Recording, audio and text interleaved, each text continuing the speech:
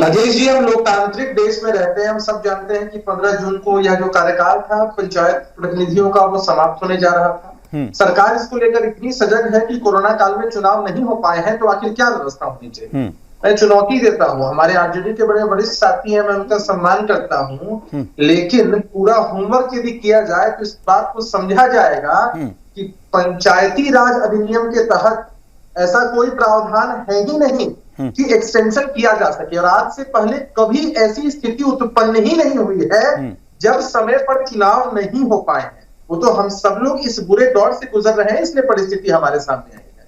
ये तो पहली बात है। दूसरी बात कि लोकतांत्रिक जो मूल्य है वो मजबूत रहे, इसी वजह से या जो परामर्शी समिति को बनाने का निर्णय लिया गया है, उसमें अभी जैसे आप कैबिनेट की बैठक में एक प्रस्ताव यही है कि हमें परामर्शी समिति बनानी है, और बहुत सारे सुझाव हैं कि किनको इसका सदस्य बनाया जाएगा, नहीं बनाया जाएगा। अभी चीजें स्पष्ट नहीं है। हाँ। मंजूरी के लिए जाएगा। एक बार यह मंजूर होकर चला आता है तो फिर मुख्यमंत्री जी की अध्यक्षता में बैठक होगी और इसके जो भी रूल्स और गाइडलाइंस होंगे वो सब बनाए जाएंगे। देखिए, बिहार की सरकार, आदरणीय नीतीश कुमार जी, बिहार में ग्राम का विकास कैसे हो सके, पंचायतों का विकास कैसे हो सके, इसके लिए कृत संकल्पित है। इसलिए सरकार समय समाप्त होने से पहले इसकी व्यवस्था में लगी हुई है।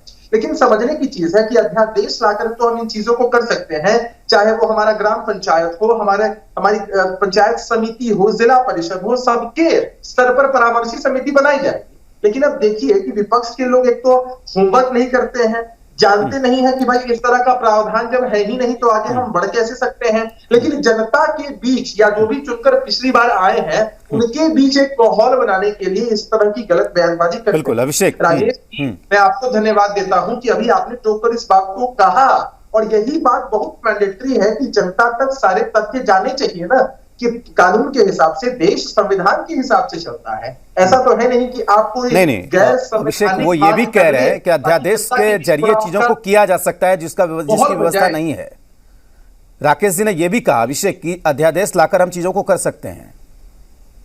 राजेश जी, अध्यादेश लाकर परामर्शी समिति बनाई जा सकती है, पंचायती राज कानून में संशोधन नहीं किया जा सकता है। मैं कह तो रहा हूं कि अगर आप इसके डिटेल में जाएंगे तो हम इस बात को हम समझ पाएंगे अच्छे से कि क्या किया जा सकता है अध्यादेश लाकर और क्या नहीं किया जा सकता। पहले तो मैं साधुवाद देना चाहूंगा इनको कि इन्होंने एक स्टेटमेंट कहा कि जिस तरह से पहले कोरोना के वेव में मास्क का वितरण हुआ था अच्छे से, उस तरह से दूसरे वेव में नहीं हो पाया। चलिए, आपने कम से कम माना तो कि पहले वेव में अच्छा काम किया सरकार।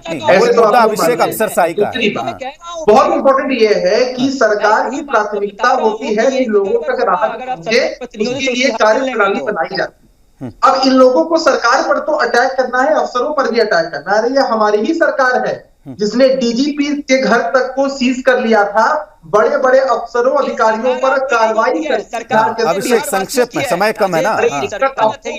अफसरशाही से इसलिए होती है क्योंकि सुन लीजिए ज्ञानेंद्र, उस जमाने के कार्यकाल में जी रहे थे जहां पर गुंडागर्दी होती थी, बिहार की क्या इमेज होती थी। नीतीश कुमार जी ने अपने एडमिनिस्ट्रेटिव स्किल्स के दम पर, पॉलिसीज के दम पर, विजन के दम पर बिहार का कायाकल्प किया। तो आपके पेट में तो दर्द होगी। ठीक है अभिषेक, आपके पेट में दर्द एकदम स्वाभाविक है, इस बात को समझते हैं। इसलिए आप अफसर और अफसरशाही के बीच के अंतर को कृपया हमें न समझाइए।